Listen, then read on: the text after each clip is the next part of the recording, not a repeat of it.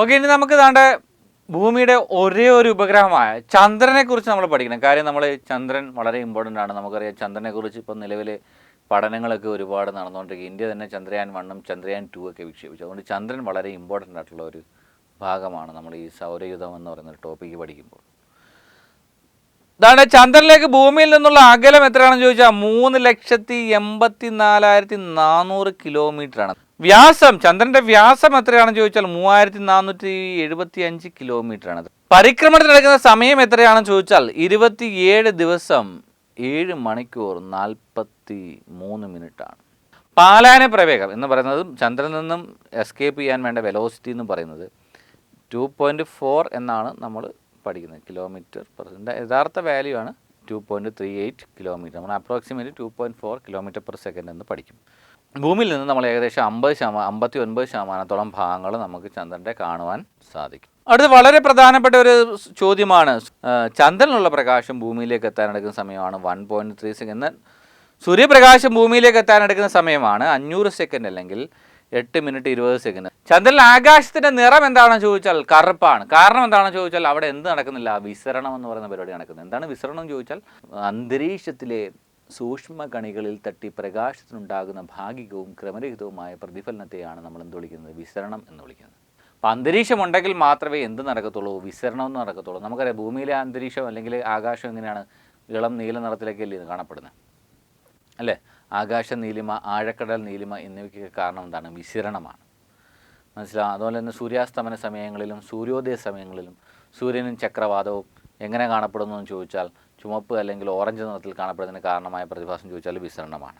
Okay, നമുക്ക് ഭൂമിയുടെ ഒരേ ഒരു ഉപഗ്രഹമാണല്ലോ നമ്മൾ ചന്ദ്രനെ കുറിച്ച് നമ്മൾ പറഞ്ഞുകൊണ്ടിരിക്കുന്നത്. ഭൂമിയുടെ ഒരേ ഒരു ഉപഗ്രഹമാണ്. ഭൂമിക്ക് ഏറ്റവും അടുത്തുള്ള ആകാശഗോളം എന്ന് ചോദിച്ചാലും എന്ത് തന്നെയാണ്, ചന്ദ്രനാണ്. മനുഷ്യൻ ആദ്യമായി കാലുകുത്തിയ ആകാശഗോളം, അപ്പം ഭൂമിയുടെ ഏറ്റവും അടുത്തുള്ള ആകാശഗോളം എന്ന് ചോദിച്ചാൽ ചന്ദ്രനാണ്. മനുഷ്യൻ ആദ്യമായി കാലുകുത്തിയ ആകാശഗോളം എന്ന് ചോദിച്ചാൽ എന്താണ്, ചന്ദ്രനാണ്. ചന്ദ്രനെക്കുറിച്ചുള്ള പഠനമാണ് സെലിനോളജി. ചന്ദ്രൻ്റെ ചിത്രങ്ങളിലൂടെ ഉപരിതല പഠനം നടത്തിയ ശാസ്ത്ര ശാഖയുടെ പേരാണ് സെലനോഗ്രാഫി എന്ന് വിളിക്കും. അപ്പോൾ ചന്ദ്രനെക്കുറിച്ചുള്ള പഠനമാണ് എന്താണ്, സെലിനോളജി എന്ന് വിളിക്കുന്നത്. എന്നാൽ ചന്ദ്രൻ്റെ ചിത്രങ്ങളിലൂടെ ഉപരിതല പഠനം നടത്തുന്ന ശാസ്ത്രശാഖയുടെ പേരാണ് സെലനോഗ്രാഫി എന്ന് വിളിക്കും. ചന്ദ്രൻ്റെ ഉപരിതലത്തിൽ നമുക്കറിയാം ഓക്സിജൻ ഉണ്ട്, സിലിക്കൺ ഉണ്ട്, അലൂമിനിയം ഉണ്ട്, കാൽസ്യം ഉണ്ട്, ഇരുമ്പ്, മഗ്നീഷ്യം, ടൈറ്റാനിയം എന്നീ മൂലകങ്ങളുണ്ട്. ചന്ദ്രൻ്റെ ഉപരിതലത്തിൽ ഏറ്റവും കൂടുതൽ കാണപ്പെടുന്ന മൂലകം ഏതാണെന്ന് ചോദിച്ചാൽ ഓക്സിജനാണ്. PSCയുടെ ചോദ്യമാണ്, ചന്ദ്രൻ്റെ ഉപരിതലത്തിൽ ഏറ്റവും കൂടുതൽ കാണപ്പെടുന്ന ലോഹം ഏതാണെന്ന് ചോദിച്ചാൽ ടൈറ്റാനിയമാണ്.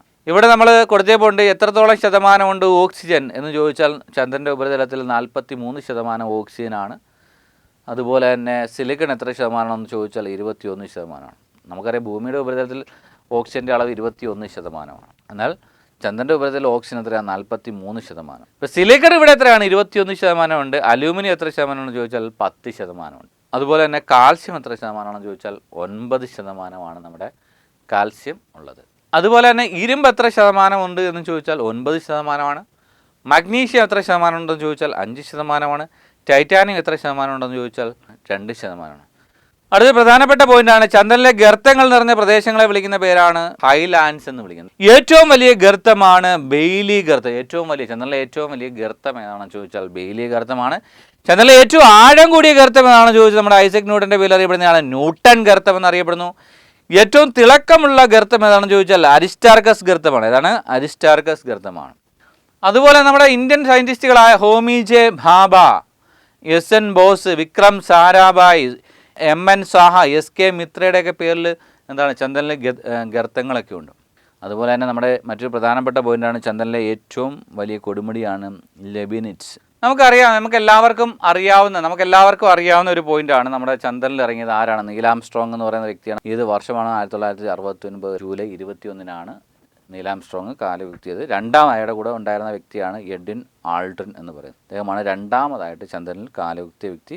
ഇവർ സഞ്ചരിച്ച വാഹനമാണ് അപ്പോളോ 11 ആണ്. ചോദ്യമാണ്, ചന്ദ്രനിൽ ആദ്യമായി കാലുകുത്തിയ വ്യക്തി ആരാണെന്ന് ചോദിക്കും, നീൽ ആംസ്ട്രോങ് ആണ്. പണ്ട് PSC പരീക്ഷകളിൽ ഇത് ചോദിക്കുവാനാണ്, ഇപ്പോൾ അങ്ങനെ ചോദിക്കുന്നില്ല. രണ്ടാമതായിട്ട് കാലുകുത്തിയത് വേണമെങ്കിൽ ചോദിക്കാൻ വേണമെങ്കിൽ കാര്യം അധികം ആർക്കും അറിയാൻ വയ്യാത്ത സാധനമാണ്, എഡ്വിൻ ആൾഡ്രിൻ ആണ്. അതുപോലെ തന്നെ നീൽ ആംസ്ട്രോങ്ങും എഡ്വിൻ ആൾഡ്രിനും കൂടി ഇറങ്ങിയ സ്ഥലത്തിൻ്റെ പേരാണ് പ്രശാന്തതയുടെ സമുദ്രം എന്നാണ് അറിയപ്പെടുന്നത്. പ്രശാന്തതയുടെ സമുദ്രം. അതുപോലെ തന്നെ വേറെ രാജ്യങ്ങളും, അമേരിക്ക കൂടാതെ പല രാജ്യങ്ങളും എന്താണ് ഈ പറയുന്ന ചന്ദ്രദൗത്യം നടത്തിയിട്ടുണ്ട്. സോവിയറ്റ് യൂണിയൻ്റെ ചന്ദ്രദൗത്യങ്ങളാണ് ലൂണ എന്ന് പറയുന്നത്. അമേരിക്കയുടെ ചന്ദ്രദൗത്യങ്ങളാണ് അപ്പോളോ എന്ന പേരിലാണ് അറിയപ്പെടുന്നത്. ആദ്യമായി അടുത്തൊരു പ്രധാനപ്പെട്ട ചോദ്യമാണ്, ആദ്യമായി ചന്ദ്രനിലേക്ക് പേടകം അയച്ച രാജ്യം സോവിയറ്റ് യൂണിയനിലാണ്. പേടകത്തിൻ്റെ പേരാണ് ലൂണ ഫസ്റ്റ്. ആദ്യമായി ചന്ദ്രനിലേക്ക് പേടകം അയച്ച രാജ്യം സോവിയറ്റ് യൂണിയനാണ്. അടുത്ത പോയിന്റാണ്, ചന്ദ്രനിലിറങ്ങിയ ആദ്യ ബഹിരാകാശ പേടകം എന്ന് ചോദിച്ചാൽ ലൂണ സെക്കൻഡാണ്. ഏതാണ്? ലൂണ സെക്കൻഡാണ്. ഇനി അത്ര ഇമ്പോർട്ടൻ്റ് അല്ലാത്ത കുറച്ച് പോയിന്റുകൾ കൂടി ഉണ്ട്. ജസ്റ്റ് ഒന്ന് ഓർത്ത് വെച്ചേക്കുക. നമുക്ക് ചന്ദ്രനെക്കുറിച്ച് പഠിക്കുന്ന ആൾക്കാർ ഇതൊന്നും ജസ്റ്റ് ഒന്ന് അറിഞ്ഞിരിക്കേണ്ടത് അത്യാവശ്യമാണ്. ചന്ദ്രൻ്റെ മറുപുറത്തിൻ്റെ ചിത്രം അയച്ചു തന്ന ആദ്യ പേടകമാണ് ലൂണ തേർഡ്. അതുപോലെ തന്നെ ചന്ദ്രനിൽ നിന്ന് മണ്ണ് ശേഖരിച്ചെത്തിയ ആദ്യ പേടകം എന്ന് ചോദിച്ചാൽ ലൂണ 16ആണ്. ചന്ദ്രനിൽ ആദ്യമായി വാഹനം ഓടിച്ച ആരാന്ന് ചോദിച്ചാൽ ജെയിംസ് ഇർവിനാണ്. ആരാണ്? ജെയിംസ് ഇർവിനാണ്. അടുത്ത പോയിന്റാണ്, ചന്ദ്രനിലെത്തിച്ച ആദ്യ യന്ത്രമനുഷ്യനാണ് ലൂണോ കോഡ് എന്ന് പറയുന്നത്. എന്താണ്? ലൂണോ കോഡ്. ചന്ദ്രൻ്റെ ഭൂപടം ആദ്യമായി വരച്ച് തയ്യാറാക്കിയത് റിക്കോളിയാണ്. ഇനി നമ്മൾ പ്രധാനപ്പെട്ട ഒരു ഏരിയയിലേക്ക് പോവുകയാണ്. ഇത് വളരെ ഇമ്പോർട്ടൻ്റ് ആണ്. നിങ്ങൾ ചന്ദ്രനുമായി ബന്ധപ്പെട്ട് ഏറ്റവും കൂടുതൽ ഫോക്കസ് ചെയ്യേണ്ട ഒരു കാര്യമാണിത്. ചന്ദ്രയാൻ 1ഉം ചന്ദ്രയാൻ 2. നമ്മുടെ ഇന്ത്യയുടെ ചന്ദ്ര പരിവേഷത്തിൻ്റെ പേരുകളായിരുന്നു ചന്ദ്രയാൻ 1ഉം ചന്ദ്രയാൻ 2. അപ്പോൾ ഇന്ത്യയുടെ ആദ്യത്തെ ചാന്ദ്ര പര്യവേഷണ ദൗത്യമാണ് ചന്ദ്രയാൻ ഫസ്റ്റ് എന്ന് പറയുന്നത്. ചന്ദ്രയാൻ ഫസ്റ്റ് എന്ന് പറയുന്നത് വിക്ഷേപിച്ചത് നമുക്കറിയാം എവിടെയാണ്? ISR ആണ് ഈ ഒരു സാധനം വിക്ഷേപിച്ചത്, അല്ലേ? ISRO സാറ്റലൈറ്റ് സെൻറ്റർ ബാംഗ്ലൂരിൽ നിന്നാണ് ഇത് വിക്ഷേപിക്കുന്നത്. ഇത് വഹിച്ചു കൊണ്ടുപോയ വാഹനം, ഇത് വിക്ഷേപിക്കാൻ ഉപയോഗിച്ച വാഹനം ഏതാണെന്ന് ചോദിച്ചാൽ PSLV XLC-11 എന്ന് പറയുന്ന വാഹനമാണ് ഇത് വഹിച്ചു കൊണ്ടുപോയത്. ഇത് വിക്ഷേപിച്ചത് എന്നാണെന്ന് ചോദിച്ചാൽ 2008 ഒക്ടോബർ 22. 2008 ഒക്ടോബർ 22-നാണ് ഇത് വിക്ഷേപിക്കുന്നത്. ഇതിൻ്റെ പ്രദക്ഷിണ പഥത്തിൽ എത്തിച്ചേരുന്നത് 2008 നവംബർ 8-നാണ്. 2008 നവംബർ 8-നാണ് ഇത് പ്രവർത്തനം അവസാനിപ്പിച്ച ദിവസം എന്നാണ് ചോദിച്ചത്. 2009 ഓഗസ്റ്റ് 29-നാണ്. 312 പ്രവർത്തന ദിവസങ്ങളുണ്ടായിരുന്നു. 312 പ്രവർത്തന ദിവസങ്ങൾ. അത്ര ഇമ്പോർട്ടൻ്റ് ഒന്നും അല്ല. അപ്പോൾ നമ്മൾ ചന്ദ്രയാൻ 1നെ കുറിച്ചാണ് പറയുന്നത്. ചന്ദ്രയാൻ പദ്ധതിയുടെ ഉപജ്ഞാതാവ് എന്ന് പറയുന്നത് APJ അബ്ദുൽ കലാമാണ്. ചന്ദ്രയാൻ 1 വിക്ഷേപിക്കുന്ന സമയത്ത് ISROയുടെ ചെയർമാൻ ആരാണെന്ന് ചോദിച്ചാൽ K മാധവൻ നായരാണ്. ആരാണ്? K മാധവൻ നായരാണ്. ഇതിൻ്റെ പ്രോജക്റ്റ് ഡയറക്ടർ ആരാണെന്ന് ചോദിച്ചാൽ അണ്ണാദുരയാണ്. അതുപോലെ തന്നെ ദൗത്യത്തിൻ്റെ പ്രിൻസിപ്പൽ സയൻറ്റിസ്റ്റ് എന്ന് പറയുന്നത് JN ഗോസ്വാമിയാണ്. ആരാണ്? JN ഗോസ്വാമിയാണ്. അത് പ്രധാനപ്പെട്ട 1-2 പോയിന്റ് കൂടി നമ്മൾ ഈ ചന്ദ്രദൗത്യവുമായി ബന്ധപ്പെട്ട് പറയാൻ പോവുകയാണ്. ഭാരതത്തിൻ്റെ ത്രിവർണ്ണ പതാക ചന്ദ്രനിൽ പതിപ്പിച്ച ആദ്യ ചന്ദ്രയാൻ പേടകമാണ് മൂൺ ഇമ്പാക്റ്റ് പ്രോബ് എന്ന് പറയും. എന്താണ്? Moon impact probe. പതാക പതിച്ച സ്ഥലം ഏതാണെന്ന് ചോദിച്ചാൽ ഷാക്കിൾട്ടൺ ഗർത്തത്തിലാണ്. എവിടെയാണ്? ഷാക്കിൾട്ടൺ ഗർത്തത്തിലാണ് ഈ ഭാരതത്തിൻ്റെ ത്രിവർണ്ണ പതാക പതിച്ചിരിക്കുന്നത്. പതാക പതിച്ച ദിവസം ചോദിച്ചാൽ 2008 നവംബർ 14-നാണ്. അടുത്ത പ്രധാനപ്പെട്ട സംഭവമാണ് ചന്ദ്രയാൻ 2 എന്ന് പറയുന്നത്. വളരെ ഇമ്പോർട്ടൻ്റ് ആണ് ചന്ദ്രയാൻ 2. ഇപ്പോൾ അടുത്ത കാലത്തായിട്ട് നടന്നൊരു സംഭവം ആയതുകൊണ്ട് വളരെ ഇമ്പോർട്ടൻ്റ്. 2019-ലാണ് ചന്ദ്രയാൻ 2 വിക്ഷേപിക്കുന്നത്.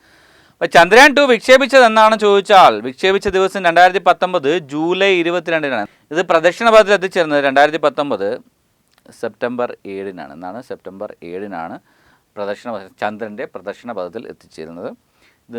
ഇതുമായി സഹകരിച്ച രാജ്യമാണ് റഷ്യയാണ്. അപ്പോൾ നമ്മൾ ചന്ദ്രയാൻ 1 പഠിച്ചപ്പോൾ PSLV-C-11 എന്ന് പറയുന്ന വാഹനമാണ്. ഇവിടെ എന്താണ്? GSLV Mark 3 എന്ന് പറയുന്ന വാഹനമാണ്. ഇത് PSLV എന്ന് പറഞ്ഞാൽ എന്താണ്? പോളാർ സാറ്റലൈറ്റ് ലോഞ്ചിങ് വെഹിക്കിൾ എന്നാണ് പറയുന്നത്. GSLV എന്ന് പറയുമ്പോൾ എന്താണ്? ജിയോ സിങ്ക്രണസ് ലോഞ്ചിങ് വെഹിക്കിൾ എന്നാണ് പറയുന്നത്. പ്രധാനപ്പെട്ട 1-2 പോയിന്റുകളുണ്ട്. ഇതിൻ്റെ പ്രൊജക്ട് ഡയറക്ടർ എന്നറിയപ്പെടുന്നത് വനിത മുത്തയ്യാണ്. ഇതിൻ്റെ മിഷൻ ഡയറക്ടർ ആരാണെന്ന് ചോദിച്ചാൽ ഋതു കരുതലാണ്. ആരാണ്? ഋതു കരുതലാണ്. പ്രധാനപ്പെട്ട ചോദ്യം, നമ്മൾ ചന്ദ്രയാൻ 1 വിക്ഷേപിക്കുന്ന സമയത്ത് G മാധവൻ നായരായിരുന്നു ISROയുടെ ചെയർമാനെങ്കിൽ ഇപ്പോൾ ചെയർമാൻ ആരാണെന്ന് ചോദിച്ചാൽ K ശിവനാണ്. K ശിവൻ നിലവിലെ ISROയുടെ ചെയർമാൻ ആണെന്ന് ചോദിച്ചാൽ K ശിവനാണ്. ഈ ചന്ദ്രയാൻ 2 പാർട്ടുകളാണ്. ഒന്ന് ലാൻഡർ എന്നും റോവർ എന്നും പറയും. ഇപ്പം ലാൻഡറിൻ്റെ പേരാണ് വിക്രം എന്ന് പറയും. ലാൻഡറിൻ്റെ പേര് ചോദിച്ചാൽ എന്താണ്? വിക്രം എന്നാണ്. അതുപോലെ തന്നെ റോവറിൻ്റെ പേരാണ് പ്രഗ്യാൻ എന്ന് പറയും. എന്താണ്? പ്രഗ്യാൻ എന്നാണ് പറയുന്നത്. അപ്പോൾ ചോദിച്ച ചോദ്യമാണ് ഈ 2020 നടന്ന ഒരു പരീക്ഷയ്ക്ക് ചോദിച്ച ചോദ്യമാണ്. ചന്ദ്രയാൻ 2ൻ്റെ ഭാഗമായിട്ടുണ്ടായിരുന്ന ലാൻഡറിൻ്റെ പേരെന്താണെന്ന് ചോദിച്ചു. എന്താണ്? വിക്രം എന്നാണ്. ലാൻഡറിൻ്റെ പേര് ചോദിച്ചത് എന്താണ്? വിക്രമാണ്. അപ്പോൾ ചന്ദ്രയാൻ 2 വിക്ഷേപിക്കുന്ന സമയത്ത് ISROയുടെ ചെയർമാനാണ് K ശിവൻ. അദ്ദേഹത്തെയാണ് നമ്മൾ റോക്കറ്റ് മാൻ ഓഫ് ഇന്ത്യ, എന്നാൽ റോക്കറ്റ് വുമൺ ഓഫ് ഇന്ത്യ ഋതു കരുതൽ. നമ്മളിപ്പോൾ പഠിച്ച ഋതു കരുതലാണ്. അപ്പോൾ ചന്ദ്രനുമായി ബന്ധപ്പെട്ട കാര്യങ്ങളെല്ലാം നമ്മൾ പഠിച്ചു കഴിഞ്ഞു. ഇനി നമുക്ക് അന്തരീക്ഷത്തെക്കുറിച്ച് നോക്കാം.